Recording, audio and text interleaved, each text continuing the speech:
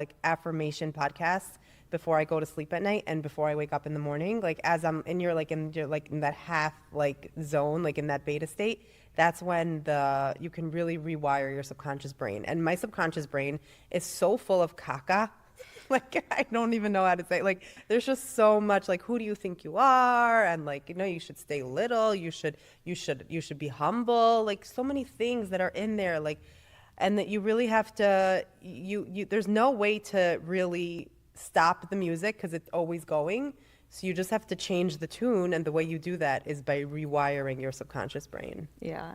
It's interesting because I think I had to unlearn so much, not just from my like upbringing and being in like a certain type of school, but unlearning like you have to be liked, you have to feel validation to have like self-worth, you have to, and it's not that we learned that that's what you need, but it was almost like, well, how else am I going to get that? Like, how else am I going to feel validated if other people don't? Well, I'm going to go validate myself. And especially for girls who are young and in high school, like there's social pressure. There's things that, you know, they feel they need in order to like get through life. And I think as everyone gets older, we start to realize like, we don't really need that sort of validation. Like the validation that comes from ourselves, and like we can appreciate ourselves and value our own opinions and value what we want out of life. I also think that the more you need something, when it becomes a need,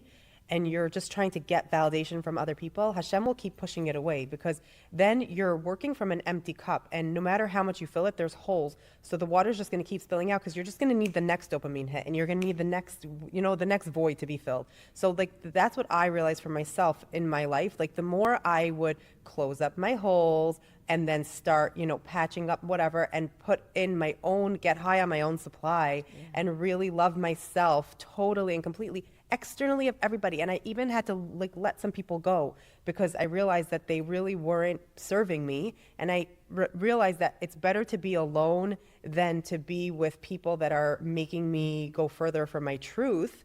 And then you just really fill up yourself with your own love. Every single person that comes in gets so attracted to you because you're vibing so high, and you don't need anything from them. Everything that they're giving you is just a cherry on top. You're good automatically. You're good forever. That's when Hashem will send you the validation. That's when you'll get what you want, when you absolutely positively don't need it. Yeah. What's interesting is what you said was it's better to be alone. Yeah. So I always say this, it's always better to be alone than want to be alone.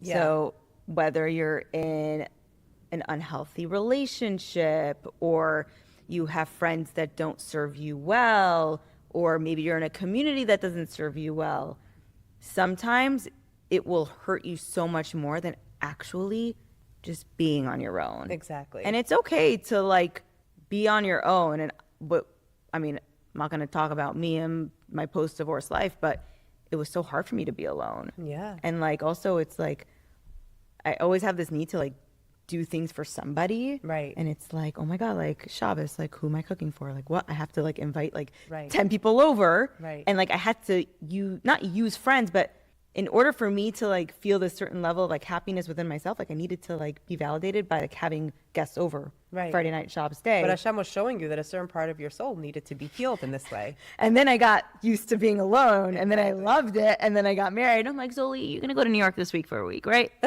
I could use my alone time. I love being alone. What is one truth women should stop apologizing for?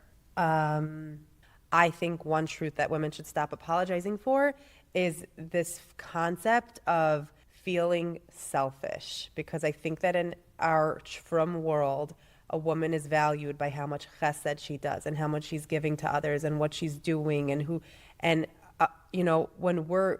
comes back to intention. What's the intention behind it? Because if you feel burnt out, and if your cup is not full and you really can't pour into somebody else's, then by going and doing more and more, you're actually like totally being selfish. That's the ultimate selfish, because you're trying to get more validation, to be more liked, to be more Well, at the end of the day, maybe you should say no. Yeah. You know, that will make you more for yourself. And even though it seems selfish, it's the most not. It's the most self-love that you could give yourself in the moment. I want women to know this so badly. Like that, you know, we really just have to think first. And it's like, imena nili mili, right? Ivim lats mi mani, but that comes second. We first have to know who we are for ourselves. Yeah.